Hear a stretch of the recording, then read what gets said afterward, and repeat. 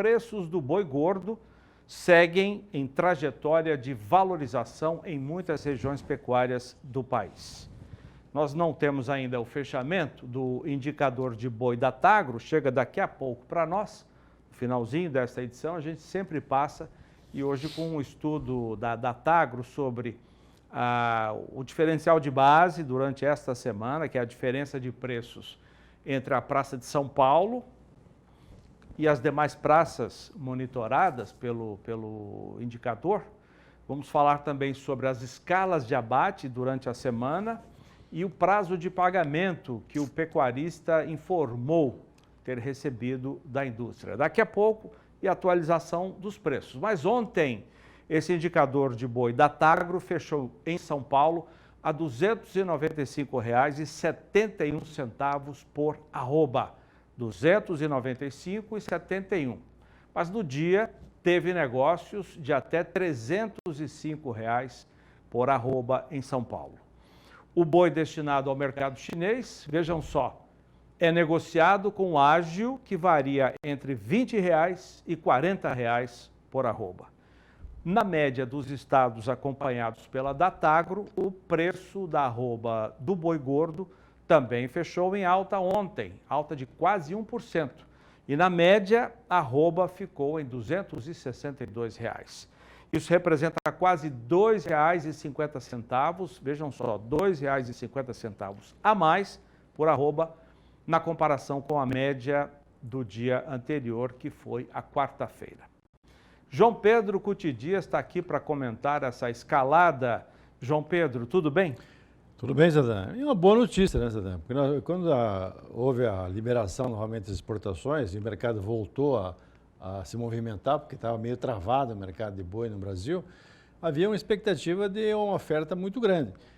Essa oferta deve ter ocorrido, porém, não foi tão grande assim, a ponto que os frigoríficos estão subindo de preço. Essa questão do ágio China, do boi China, se você voltar lá para trás, antes da suspensão, lá no início de fevereiro, você vai ver que o ágio está muito pequeno, era R$ 5, R$ 8, R$ 10. Agora está voltando ao que era normal, que era a média de R$ 30 por arroba. O ágio em cima do animal apto para ser exportado para a China, menos de 30 meses até 4 dentes. São duas razões. Uma razão é com certeza a demanda chinesa. O Brasil ficou fora de fornecer carne durante mais de 30 dias para o mercado chinês. O mercado chinês compra 250 mil toneladas mês. O Brasil responde por mais de 40%, então foi 100 mil a menos. Não chegou a ser 100 mil porque deve ter sido embarcado alguma coisa e estava no caminho e tal, vai aparecer agora no início de abril. E a outra é que você vê o seguinte, você não tinha muito animal pronto para atender essa demanda chinesa. Com a queda constante do que houve no fim do ano passado, deu um certo esfriamento no mercado. Pessoal, o preço, apesar de ter caído o preço do bezerro, apesar de ter caído o preço do boi magro, você não via uma expectativa de preços melhores para arroba. São Paulo chegou a bater abaixo de 290. São Paulo. Mato Grosso nem se fala, criou um diferencial de base absurdo para Mato Grosso, 17%, 18% em relação ao preço base. Tem estado hoje, João, desculpa te interromper, com base no indicador de ontem, que tem diferença para São Paulo de R$ 50 por arroba. Então, hoje quase 15%, mais de 15%. Acontece, não, mas se você olhar, no passado, a diferença era 8% Mato Grosso, 8%, 9% Mato Grosso. Tinha frigoríficos que compravam animal tipo boi China, pagando São Paulo o indicador menos 5%, mais o ágio que teria em cima do animal em função de ser para o mercado chinês. Então você vê o seguinte, eu acho que nesse momento cada pecuarista tem que parar e pensar, e olhar como é que foi 2022. Nós saímos em 2022 com um preço base de 345 São Paulo. E o frigorífico derrubou, chegou em junho, estava 260 e poucos. Aí ele deu uma respirada, deu um aumentozinho no preço.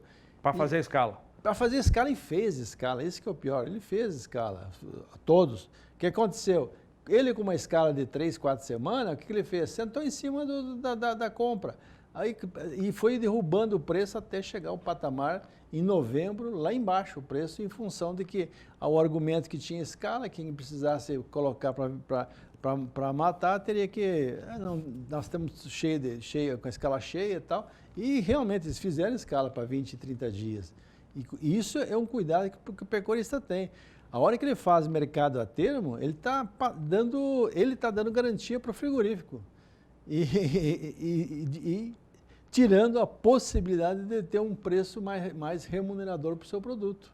Então, eu acho que o ano passado merece um estudo bem detalhado por cada em cada região do Brasil, cada um vai fazer uma avaliação do que aconteceu. E talvez não seria o momento de fazer grandes escalas, de tentar comprometer a produção nos próximos 2, 3 meses, porque senão o frigorífico senta em cima da escala e repete o que aconteceu em 2022. O que sempre foi dito em ocasiões assim, oferta a conta-gotas. Para atender a sua demanda, cada um sabe do que aperta o sapato, né? Ele tem compromisso, tem que fazer, mas agora fechar para muito tempo à frente, é algo perigoso. Se fosse bolsa, em bolsa, você tem a figura da opção de compra, opção de venda, opção de venda. Você paga um prêmio e depois lá na frente você vai saber se tu vai exercer ou não exercer a opção. Então, essa é uma vantagem da opção, que é porque cabe ao pecuarista a decisão dele exercer ou não. Quando você faz mercado a termo, tu passa o teu animal para o frigorífico. Aquele valor fica fixo. Fica fixo. Então, esse é o problema. Então, e aí o frigorífico com escala cheia, ele usa esse argumento para derrubar o preço dos outros que vão ter que vender, em algum momento vão ter que vender. Esse é um ano, e esse trimestre agora pela frente, quando eu vejo essa movimentação positiva do preço, eu estou vendo que há uma demanda boa de carne, tanto no mercado externo como no mercado interno. Porque você não vê falar, o supermercado está abarrotado de carne, ele está recebendo carne, ele está vendendo carne. Em algum momento ele faz uma promoção, dia da carne, alguma coisa qualquer, e vende. Se você for esses cortes para churrasco e coisa, se você for no sábado comprar, muitas vezes, não sei, aqui no Mato Grosso, se tu for no sábado comprar, tu vai ter dificuldade em encontrar bons cortes. Eu acho que isso deve ser meio geral no Brasil. Então, você está vendo mercado externo. Você viu a China, que é o grande comprador nosso. Mais da metade das exportações vão para o mercado chinês. Eles vão precisar comprar? Vão precisar comprar. O Departamento de Agricultura americano trabalha com a hipótese da China chegar a 3,5 milhões de carne equivalente carcaça. Toneladas, né? Tonelada. O que acontece?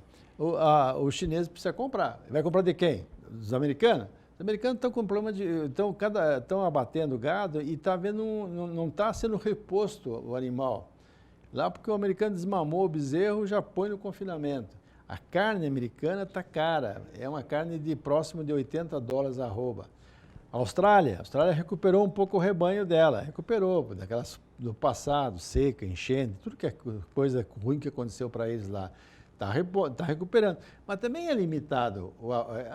A exportação da Austrália é 1,5 milhão e ela vende para o Japão, vende para a Coreia, vende para os Estados Unidos, cortes bons.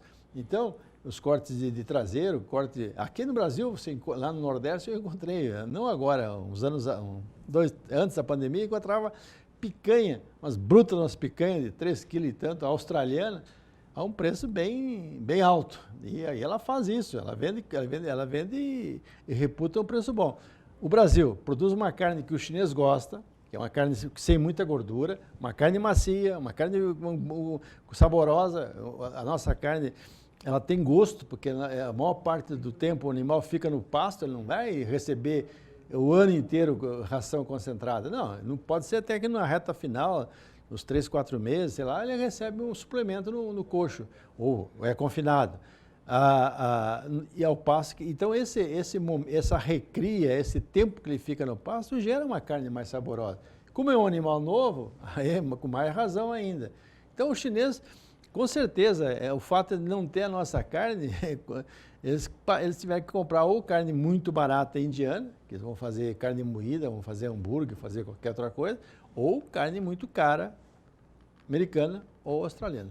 E o mercado premium, aquele que busca carnes de grife, de boutique, tem crescido no Brasil, tem dado sinais. Essa semana a JBS anunciou a primeira importação, o que indica que haverá a segunda, a terceira, primeira importação de carne Angus Premium do Canadá. O Diamond, a carne de Angus do Canadá, para o Brasil, 110, 111 toneladas. Quer dizer, o mercado aqui responde. 3, 4 containers. Pouquinha coisa. Pouca coisa, não resta dúvida. Mas existe o mercado. Se não existisse, não haveria importação. Mas hoje no Brasil, eu não sei qual é o destino total desses animais tipo boi China, ou novilha China. Com certeza, os cortes que não foram exportados, é corte que vai para o mercado premium. É uma carne de qualidade excepcional. Tu vê o próprio preço da novilha, subindo o preço da novilha, mostra que esse animal, que é mais fácil de engordar, que é mais tranquilo de engordar, é mais democrático, não precisa ter grandes instalações, qualquer pecuarista pode fazer isso, a demanda por essa carne é grande. E recebe o preço de quase do boi. E o rendimento dela está também próximo do boi, 53% de renda. Então, isso é positivo.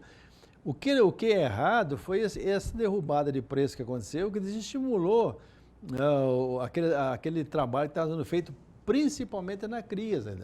A cria foi o setor que mais sofreu. O bezerro veio de 3 mil para 2.100, 2.200, Mato Grosso a menos de 2.000. Ora, aquele criador que estava investindo em ETF, botando genética, melhorando a pastagem, botando suplemento no CRIP, tudo isso o cara tem que puxar o freio de mão, porque 3 mil compensa, 2 mil já tem que pensar 2 vezes.